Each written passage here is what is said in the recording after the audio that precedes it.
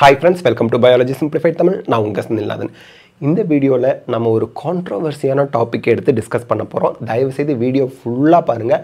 பாதி பாத்தீங்கன்னா புரியாது. நான் என்ன சொல்ல வரேன், என்னோட கருத்துக்கள் என்னங்கிறது உங்களுக்கு தெரியாம போய்டும். First of all, is MBBS not worthy? ஏன்னா அடுத்த 5 வருஷத்துல 75000 சீட் இன்க்ரீஸ் பண்ண போறாங்க. அப்ப MBBS இந்தியாவுல இனிமே படிக்கிறது வேஸ்டா?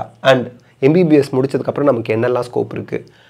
இதுல இந்த டாபிக்கை எடுத்து பேசுறதுக்கான முக்கியமான ரீசன் என்னன்னு பார்த்தீங்கன்னா இந்த 4 ரீசன் தான். இந்த 4 ரீசனை முன் வச்சது யாரு அப்படின்னா பெரிய பெரிய டாக்டர்ஸ் அல்லது MBBS படிக்கக்கூடிய ஸ்டூடெண்ட்ஸ்.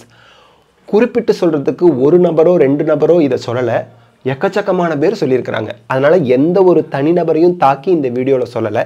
இந்த வீடியோவோட நோக்கம் MBBS படிப்பது ஒர்த்தியா இல்லையா, MBBSக்கு அப்புறம் என்னென்ன வாய்ப்புகள் நமக்கு இருக்கு, MBBS படிக்கலாமா வேணாமா, இதை பற்றினது மட்டும்தான் இந்த வீடியோவில் நம்ம டிஸ்கஸ் பண்ண போகிறோம். இவங்க இப்படி சொன்னாங்க, அவங்க அப்படி சொன்னாங்க, அவங்க இப்படி சொல்லலாம், இவங்க எப்படி சொல்லலாம், அந்த மாதிரி கான்ட்ரவர்சியெல்லாம் இதில் எதுவும் பேச போகிறதில்ல. ஒரு 4 பாயிண்ட் எடுத்து வச்சுருக்கோம். என்ன, MBBS படித்தா நீங்கள் அதிகமாக ஏர்ன் பண்ண முடியாது, MBBS படித்தவங்க பணக்காரர் ஆக முடியாது, உங்கள் பேரண்ட்ஸ் டாக்டர்ஸாக இல்லை, உங்கள் சொந்தக்காரங்க டாக்டர்ஸாக இல்லைன்னா MBBS முடித்து உங்களுக்கு சப்போர்ட் கிடைக்காது வெளியில் ஃபீல்டில். அது மட்டும் இல்லாமல் MBBS படிக்கிறதுங்கிறது ரொம்ப அதிகமான டைம் கன்சியூமிங். எக்கச்சக்கமான வருஷம் படிக்கிறீங்க, அந்த அளவுக்கு டைமை ஸ்பெண்ட் பண்ணி நீங்கள் படித்து வேஸ்ட்டு அப்படிங்கிறதெல்லாம் குற்றச்சாட்டுகளாக வைக்கிறாங்க. பட் என்னோட டிஸ்கஷன் என்ன அப்படிங்கிறத மட்டும் இப்போ பார்க்கலாம். இதில் யாரையும் குற்றம் சொல்லவில்லை, குறை சொல்லவில்லை. ஜஸ்ட் நான் நடக்கிற விஷயம் யதார்த்தத்தை, ரியாலிட்டியை நம்ம மக்கள்கிட்ட ஷேர் பண்ணிக்கிறேன். காரணம் என்னென்னா 7.5% ரிசர்வேஷனில் அரசு மருத்துவ கல்லூரிகளில், அரசு மருத்துவ இடஒதுக்கீட்டில் இருக்கக்கூடிய ப்ரைவேட் மருத்துவ கல்லூரிகளில் கவர்மெண்ட் ஸ்கூல் ஸ்டூடெண்ட்ஸ் படிக்கிறாங்க. அவங்களுக்கு நம்பிக்கை இருக்கணும், அவங்க மோட்டிவேட்டடாக ஃபீல் பண்ணணும். 92.5%ல் மேக்ஸிமம் ஸ்டூடெண்ட்ஸ் அவங்க ஃபேமிலியில் டாக்டர் இல்லாமல் முதல் தலைமுறை டாக்டராக படிக்கிறவங்க தான் மேக்ஸிமம் நம்பர் ஆஃப் ஸ்டூடெண்ட்ஸ். இது எந்த கல்லூரியில் போய் கேட்டாலும் சொல்லுவாங்க, நீங்கள் கணக்கெடுத்து பார்த்தாலும் தெரியும். அப்போ எந்த ரிசர்வேஷனில் படித்தாலும் சரி, அங்கே முதல் தலைமுறை டாக்டர் ஆக போகிறேன், எங்கள் ஃபேமிலிலேயே நான் தான் ஃபஸ்ட்டு டாக்டர் ஆக போகிறேன் அப்படின்னு சொல்கிறவங்களோட எண்ணிக்கை தான் ஜாஸ்தியாக இருக்கும். சரி, இப்போது இந்த விஷயத்துக்கு வருவோம். உங்களால் MBBS மட்டும் படிச்சுட்டு அதிகமாக ஏர்ன் பண்ண முடியாது அப்படிங்கிற ஒரு கருத்து இருக்குது பரவலா. இது உண்மையா பொய்யா? அதாவது MBBS நீங்கள் 5.5 இயர்ஸ் படிக்கிறீங்க, 5.5 வருஷம் படிக்கிறீங்க, 5.5 வருஷம் படித்து முடிச்சுட்டு ஒரு ப்ரைவேட் ஹாஸ்பிட்டலில் வேலைக்கு போகிறீங்கன்னா மந்த்லி உங்களுக்கு 15,000 இருந்து 35,000 வரைக்கும் கொடுக்கலாம். ஓகேங்களா? இது அதிகம் கிடையாது, இந்த பாயிண்டோட ஒத்து போகுது. பட் இதை பார்த்து நம்ம பயப்படணுமா? தேவையே இல்லை. நான் என்ன சொல்கிறேன், MBBS மட்டுமே வச்சுக்கோங்க, பிஜிலாம் படிக்க தேவையில்லை. மெடிக்கல் ரெக்ரூட்மெண்ட் போர்டு தமிழ்நாட்டில் இருக்குது. அவன் ஒரு எக்ஸாம் கண்டக்ட் பண்ணுறாங்க. வருஷம் 900 டாக்டர்ஸ்லேருந்து 1000 டாக்டர்ஸ் MBBS முடித்த டாக்டர்ஸை ரெக்ரூட்மெண்ட் பண்ணுறாங்க. அவங்க சேலரி 60,000க்கும் மேலே பர் மந்த். ஒரு மாதத்துக்கு 60,000க்கு மேலே per month government salary, government job, government ஹாஸ்பிட்டலில் வேலை. இப்போது MBBS படித்த ஸ்டூடெண்ட்ஸ், அதாவது டாக்டர்ஸுக்கு ஒரு சட்டமே இருக்குது. MBBS முடிச்சு நீங்கள் டாக்டர் ஆகி கவர்மெண்ட் ஜாப், கவர்மெண்ட் டாக்டராக இருக்கீங்கனாலும் கூட நீங்கள் ப்ரைவேட்டாக கிளினிக் நடத்திக்கலாம் அப்படிங்கிற ரூல்ஸ் இருக்குது நடைமுறையில். அது எல்லா டாக்டர்ஸுக்குமே தெரியும். அப்போது நீங்கள் ஒரு கிளினிக் நடத்துறீங்க, கவர்மெண்ட் ஜாப் போயாச்சு, மந்த்லி 60,000 வருது, அது அதிகமான ஏர்னிங் கிடையாது. தனியாக ஒரு கிளினிக் வைக்கிறீங்க. உங்கள் கிளினிக்கு ஒரு நாளைக்கு 10 பேஷண்ட்ஸ் ஆவரேஜாக வராங்க. ஒரு பேஷண்ட்டுக்கு 100 ரூபா நீங்கள் சார்ஜ் பண்ணுறீங்க, ப்ளஸ் நீங்களே மெடிசின் கொடுக்குறீங்க, ஒரு 50 ரூபா கிடைக்குது அதில்.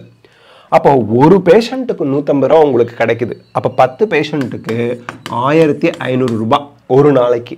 அப்போ 30 நாளைக்கு 45,000 ரூபாய் குறைஞ்சபட்சம் நமக்கு கிடச்சிரும் ஆவரேஜாக. அப்போ ஒரு மந்த்லி நீங்கள் கவர்மெண்ட் சேலரி வாங்குறது 60,000 அப்படின்னா, நீங்கள் அவுட் பேஷண்ட்டு நீங்கள் ப்ரைவேட்டாக கிளினிக் வச்சு நடத்தி 45,000 சம்பாதிக்கிறீங்க அப்படின்னா 1 லட்சம் ரூபாய் அப்படின்றது பர் மந்த்னா 1 இயரில் நீங்கள் 12 லட்சம் ரூபாய் சம்பாதிப்பீங்க. கவர்மெண்ட் ஜாபில் வருஷம் உங்களுக்கு ஆட்டோமேட்டிக்காக இன்க்ரிமெண்ட் ஆகிக்கிட்டே போகும். அது ஒரு சைடு. இப்போது பியூட்டியை பாருங்கள், பெரிய பெரிய படிப்பு ஏஐங்கிறாங்க, ஜிஐங்கிறாங்க, ஜெனரேட்டிவ் ஏஐங்கிறாங்க, கம்ப்யூட்டர் சயின்ஸுங்கிறாங்க. அதெல்லாம் படிச்சுட்டு 15,000 சம்பளத்துக்கு போயிட்டு இருக்கவங்களும் இருக்கிறாங்க. ஆனால் வருஷ சம்பளம் 12 லட்சத்துக்கு மேலே, அதாவது நான் சொன்ன கணக்குப்படி 12 லட்சத்துக்கு மேலே வாங்குறவங்களுக்கு இந்த டாக்டர் ஜாப் எம்பிபிஎஸ் மட்டும் முடிச்சுட்டு மந்த்லி 60,000 சம்பளம் வாங்கிட்டு இருக்கிறாங்க. ப்ளஸ் அவுட் பேஷண்ட் பார்த்து மந்த்லி 45,000 சம்பாதிக்கிறாங்கல்ல. இவங்களை விட பல மடங்கு ஒர்க் ஸ்ட்ரெஸ், ஒர்க் பர்டன் ஜாஸ்தி. தயவு செய்து அவங்க சேலரியோட இவங்க சேலரியை கம்பேர் பண்ணாதீங்க. Work nature is entirely different. Work burden is entirely different. Work stress is entirely different. அதனால் தயவு செய்து அதே போல் மந்த்லி 1,05,000 ரூபாய் கிட்ட வருதுன்னு வச்சுக்கோங்க, 1 லட்சம் வருதுன்னு வச்சுக்கோங்க. அது கம்மி சேலரின்னு சொன்னால் ஆண்டவனுக்கே அடுக்காதுங்க. This is my view. நீங்கள் எம்ஆர்பி எக்ஸாமில் செலக்ட் ஆகாமல் போனால் அது உங்கள் தப்பு. நீங்கள் சரியாக படிக்கல எம்பிபிஎஸ்லனா அது உங்கள் தப்பு. எந்த படிப்பு படித்தாலும் நல்லா படித்து நல்லா ப்ரிப்பேர் பண்ணினா தான் கவர்மெண்ட் ஜாபுக்கு போக முடியும். இப்போது டீச்சிங் ஜாபுக்கு நிறைய பேர் படிக்கிறாங்க. ஆனால் எத்தனை பேர் ஜாபுக்கு போகிறாங்க? 2 வருஷத்துக்கு ஒரு தடவை 2000 போஸ்டிங் கால்ஃபர் பண்ணுறோம், including botany, zoology, physics, chemistry, Tamil, English எல்லா சப்ஜெக்டும் சேர்த்து. அதில் போட்டி போட்டு முன்னாடி போய் எக்ஸாம் எழுதி மார்க் வாங்கி டிஆர்பியில் டீச்சர்ஸ் ரெக்ரூட்மெண்ட் போர்டில் வேலைக்கு போகிறவங்க தான் மந்த்லி 55,000 54,000 சம்பாதிக்கிறாங்க கவர்மெண்ட் ஜாப் சேலரி. அப்போது ஒவ்வொரு படிப்புமே கஷ்டமான படிப்பு தான். கஷ்டப்பட்டு படித்தாதான் வாழ்க்கையில் முன்னேற முடியும். அந்த படிப்பில் நீங்கள் அந்த அரசு மருத்துவ வேலையோ அரசு வேலைக்கோ போக முடியும் அப்படின்ற யதார்த்தத்தை புரிஞ்சுக்கணும். தயவுசெய்து எம்பிபிஎஸ் படித்தா நல்லா சம்பாதிக்க முடியாதுங்கிறது மொட்டையாக சொல்கிறத நம்பி ஏமாறக்கூடாது நம்ம. ஓகே, அடுத்த பாயிண்ட்டுக்கு வரேன். இப்போ இட்ஸ் டைம் கன்சியூமிங். எம்பிபிஎஸ் அப்படிங்கிறது டைம் கன்சியூமிங் அப்படின்னு சொல்கிறாங்க. இதை நான் விளக்கி சொல்கிறேங்க. இப்போ எம்பிபிஎஸ் எவ்வளோ வருஷம்? 5.5 இயர்ஸுங்க. இப்போ என்ன சொல்கிறாங்க? வெறும் எம்பிபிஎஸ் படித்து 1 லட்சம்லாம் எனக்கு பத்தாது, மந்த்லி 2-2.5 லட்சம் சம்பாதிக்கணும் அப்படின்னா பிஜி படிக்கணும். பிஜி படிக்கிறதுக்கு எத்தனை வருஷம் ஆகும்? 3 இயர்ஸ் ஆகும். அப்போது மொத்தம் எத்தனை வருஷம் ஆச்சு? 8.5 வருஷம் ஆச்சு. இது மட்டும் இல்லை, 1 இயர் நீங்கள் என்ன பண்ணணும்? அவங்க சொல்கிற இடத்துல ஒர்க் பண்ணணும் டாக்டரா. அப்போ 9.5 வருஷம் ஆகுது. இதில் தயவு செய்து நான் 5.5 இயர்ஸ் முடிச்சு நீட் பிஜின்னு ஒன்று இருக்குது, அப்புறம் நெக்ஸ்ட் ஒன் மாற்றலாம், அதை விட்டுடுங்க. நீட் பிஜிக்கு நான் வருஷம் ப்ரிப்பேர் பண்ணணுங்கிறதெல்லாம் இங்கே கதை சொல்லக்கூடாது. நல்லா படித்தா நல்ல ரேங்க் வாங்கி கண்டிப்பாக நல்லா நீட் பிஜியில் கரண்ட் இயர்லேயே போய் ஜாயின் பண்ணிடலாம். அப்படியே ஜாயின் பண்ணாட்டியும் நீங்கள் கிளினிக் நடத்தி சம்பாதிக்கலாம். யாரும் சம்பாதிக்கக்கூடாதுன்னெலாம் சொல்லலை. கவர்மெண்ட் ஜாப் போயிட்டு கூட நீட் பிஜிக்கு நீங்கள் படிக்கலாம். அதனால் தயவு செய்து 5.5 வருஷம் கழிச்சு நீட் பிஜிக்கு தான் வாய்ப்பு, நீட் பிஜி கிடைக்கலன்னா நமக்கு சம்பாதிக்க வழியே இல்லைன்னு தப்பாக சொல்லாதீங்க. 5.5 வருஷம் எம்பிபிஎஸ் முடிக்கிறீங்க, நீட் பிஜி எழுதுறீங்க, நீட் பிஜியில் கிடைச்சா பாருங்கள், கிடைக்கலன்னா நீங்கள் வேலைக்கு போகலாம், கவர்மெண்ட் ஜாபுக்கு ப்ரிப்பேர் பண்ணலாம். எம்ஆர்பி எக்ஸாம் எழுதி நான் அந்த முன்னாடி சொன்னேன் இல்லைங்களா, 60,000 ரூபாய் வேலை, அதுக்கு போய்க்கலாம், கிளினிக் ரன் பண்ணலாம். நீங்கள் ஏர்ன் பண்ணுறதுக்கு ரெடி ஆகிட்டீங்க. எங்கள் ஜெப்டோ ஜொமேட்டோ ஓட்டுறதை விடவா எம்பிபிஎஸ் டாக்டராக உட்காந்துக்கிட்டு உங்களுக்கு ட்ரீட்மெண்ட் பார்க்கறது கஷ்டமாக இருக்குது? கிடையாது. அது ஞாபகம் வச்சுக்கோங்க. சரி சார், பிஜி கிடச்சிருச்சு. அப்போது இந்த 3 வருஷம் ப்ளஸ் 1 வருஷம் 4 வருஷம் பிஜி கிடச்சிருச்சுன்னா you start earning money. PG join பண்ண ஃபர்ஸ்ட் மந்த்லேருந்து உங்கள் அக்கௌண்ட்டுக்கு 60,000 சம்பளம் போட ஆரம்பிச்சிருவாங்க. தமிழ்நாடாக இருந்தால் டெல்லினா 1 லட்சம் ரூபாய் ஸ்டைபண்டு, அதாவது அது உதவித்தொகை கிடையாது, சேலரி. நீங்கள் ரெசிடென்ட் டாக்டர் 5.5 இயர்ஸ் முடிச்சு பிஜி ஜாயின் பண்ண மந்த் உங்களுக்கு சேலரி கொடுத்துருவாங்க. சேலரியோட இந்தியாவில் பிஜி படிக்கிற ஒரே கோர்ஸு எம்பிபிஎஸ்க்கு அப்புறம் எம்எஸ்எம்டி தான். அப்படி இருக்கிற போது தயவு செய்து செட்டில் ஆகிறதுக்கு 9.5 வருஷம் ஆகுங்கிறது முழுக்க முழுக்க முழுக்க முழுக்க முழுக்க தவறு. உங்களுக்கு 4.5 வருஷமும் சேலரி கொடுத்துட்றாங்க. இன்னும் 4.5 வருஷத்தில் 3 வருஷம் போக 4 வருஷம், 4வது வருஷம் நல்ல சேலரியே வரும், இன்க்ரிமெண்டெல்லாம் உண்டு. அதனால் தயவு செய்து 9.5 வருஷம் கழிச்சு தான் நான் செட்டில் ஆக முடியும், 5.5 வருஷம் கழிச்சு உடனே நீட் பிஜியில் கிடச்சிடுமான்லாம் அபசுகனமாக பேசக்கூடாது. உடனே நீட் பிஜியில் கிடைக்கலனாலும் நீங்கள் சம்பாதிக்கிறதுக்கு ரெடி ஆகிட்டீங்க. நீட் பிஜியில் கிடைச்சாலும் உங்களுக்கு சம்பளம் வர ஆரம்பிச்சிடும். நீங்கள் என்னது படிச்சுக்கிட்டே சம்பாதிக்கிறீங்க. நீ கவர்மெண்ட்டில் போனாலே அப்படி தான். கவர்மெண்ட் காலேஜில் நீங்கள் போய் ஜாயின் பண்ணிட்டீங்கன்னா மந்த்லி நீங்கள் பிஜி ஜாயின் பண்ண மந்த்லேருந்து காசு வர ஆரம்பிச்சிடும். தயவு செய்து இட் இஸ் டைம் கன்சியூமிங் அப்படின்னு சொல்கிறது பொய்யான ஒரு பிரச்சாரம். இப்போ நான் சொன்னதுக்கப்புறம் இது டைம் கன்சியூமிங்காக கிடையவே கிடையாது. இன்னொன்று நான் சொல்கிறேன், நான் இப்போ கவர்மெண்ட் ஜாப் போகணும்னு வச்சுங்களேன், டிஆர்பி எழுதி நல்லா பாருங்கள், ஒரு கவர்மெண்ட் ஸ்கூலில் 11th 12th டீச்சராக போனால் எடுத்ததும் சம்பளம் 55,000. ஒரு எம்பிபிஎஸ் டாக்டர் 5.5 வருஷம் கழித்து கவர்மெண்ட் டாக்டரானா 60,000 எடுத்தது சம்பளம். ஒரு 11th 12th டீச்சர் போகணும்னு வச்சுங்களேன், BSc or any BA BCom 3 வருஷம் படிக்கணும். சரிங்க, 55,000 சேலரிக்கு சொல்கிறேன். அடுத்து பிஎட் 2 வருஷம் படிக்கணும். ஓகேங்க. அதுக்கடுத்து எம்எஸ்சி 2 வருஷம் படிக்கணும். மொத்தம் எத்தனை வருஷங்க ஆச்சு? 7 வருஷம் ஆச்சுங்க. 7 வருஷம் படித்து டிஆர்பியில் வேலை கிடைச்சாதான் 55,000 சம்பளம். இங்கே 5.5 வருஷத்துலேயே 60,000 சம்பளம் வந்துடுது. எது டைம் கன்சியூமிங்க? பார்த்துக்குங்க. தயவு செய்து இது ஒரு டைம் கன்சியூமிங், அதிகமான டைமை எடுத்துடும் அப்படின்னு சொல்கிறது பொய்யான பிரச்சாரம். ஏங்க, நல்லா படிக்கலைன்னா எந்த கோர்ஸ் படித்தாலும் உருப்பட முடியாதுங்க. எம்எஸ்சி பிஎட் முடிச்சுட்டு கவர்மெண்ட் ஸ்கூல் டீச்சரும் இருக்கிறாங்க. தமிழ்நாட்டிலேயே நம்பர் 1 இன்ஸ்டிடியூட் நடத்துகிறவங்களும் எம்எஸ்சி பிஎட் முடித்தவங்க தான். பெரிய பெரிய கோச்சிங் இன்ஸ்டிடியூட் வச்சுருக்கவங்களும் எம்எஸ்சி பிஎட் முடித்தவங்க தான். எம்எஸ்சி பிஎட் முடிச்சுட்டு நம்ம இந்த ஷாப்பிங் காம்ப்ளெக்ஸ்லாம் இருக்குது இல்லையா, மளிகை கடை, அங்கே வேலை செய்கிறவங்களும் இருக்கிறாங்க. அண்ட் குரூப் 4 எக்ஸாம் எழுதிட்டு கிளரிக்கல் போஸ்டிங்கில் இருக்கிறவங்களும் இருக்கிறாங்க எம்எஸ்சி பிஎட் முடிச்சுட்டு. நீங்கள் என்ன வேணால் படிக்கலாம், எந்த இடத்துல உங்களை நீங்கள் உட்கார வச்சுக்கணுங்கிறது அதுக்கப்புறம் நீங்கள் பண்ணுற பயிற்சியிலையும் முயற்சியிலையும் தான் இருக்குது. தயவு செய்து முயற்சியும் பயிற்சியும் பண்ணாமல் வெற்றி கிடைக்காததை நீங்கள் குறையாக சொல்கிறது தவறு. ஓகே, அடுத்து போவோம். இப்போ you can not become rich. என்னது? எம்பிபிஎஸ் படித்து நீங்கள் ரிச் ஆக முடியாது. சத்தியமாக சொல்கிறேன், எம்பிபிஎஸ் படித்தா ரிச் ஆக முடியாதுங்கிறது தவறான கருத்து. எம்பிபிஎஸ் முடிச்சுட்டு ஆஸ்திரேலியாவில் ஒரு என்ட்ரன்ஸ் எக்ஸாம் வைக்கிறான், எழுதி போனால் 4 லட்சம் ரூபாய் பர் மந்த் சேலரிங்கிறாங்க. யூகே பிளாப் எக்ஸாம்னு ஒன்று இருக்குது. யூஎஸ்ஏ யூஎஸ்எம்எல்இன்னு ஒன்று இருக்குது. அடுத்து துபாய் இன்கம் டேக்ஸே இல்லாமல் சேலரி கொடுக்குறான் 2-2.5 லட்சம் பர் மந்த்து. இந்த கண்ட்ரிக்கெலாம் போயிட்டால் நம்ம கண்ட்ரியில் இடம் வாங்கி வீடு கட்டி கார் வாங்கிடலாம். பட் இந்த இடத்துல என்னென்னா நீங்கள் உழைக்கணும். பயிற்சி முயற்சின்னு சொன்னல, இது ரெண்டும் வேணும். கஷ்டப்படணும். உழைச்சா கஷ்டம்தான் இருக்கும். ஒரு உதாரணத்துக்கு சொல்கிறேன், எங்கள் ஊரில் ஒரு தாத்தா டெய்லி சைக்கிளில் காய்கறி விற்றுட்டு போவார். அவருக்கு 75 வயசுக்கு மேலே ஆகுது.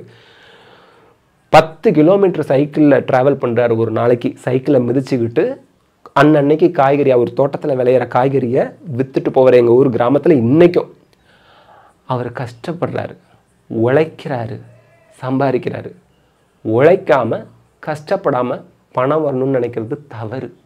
இது எந்த விதத்தில் நியாயம்? உழைக்கணும், உழைச்சா கஷ்டமாக தான் இருக்கும், அப்போ தான் பணம் வரும்.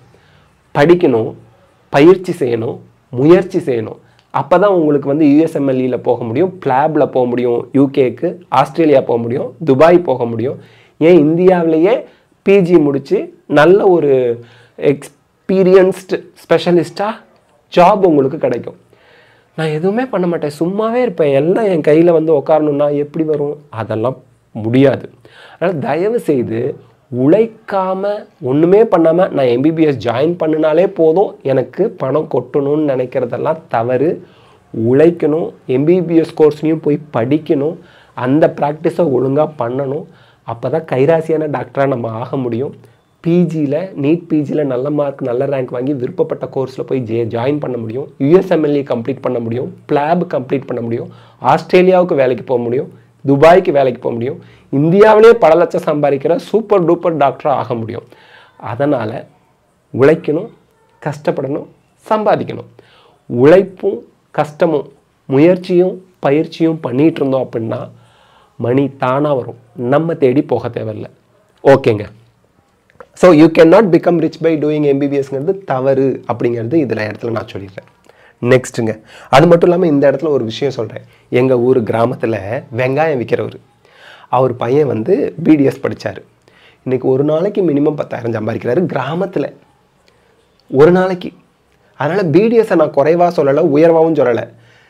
அந்த படிப்பை படித்து நீங்கள் தொடர்ந்து ஒரு கன்சிஸ்டன்சியாக ஃபோக்கஸ்டாக அந்த ஜாபை பண்ணிகிட்ருக்கீங்கன்னா உங்களை தேடி பேஷண்ட்ஸ் வருவாங்க, பணம் தானாக வரும். அதான் பயிற்சி, முயற்சி, உழைப்பு, கஷ்டம் இதெல்லாம் டுகெதர் சேர்ந்ததுங்க. தயவுசெய்து இதெல்லாம் எதுவுமே இல்லாமல் வாழ்க்கையில் முன்னேறணும்னு நினைக்கிறது தவறு.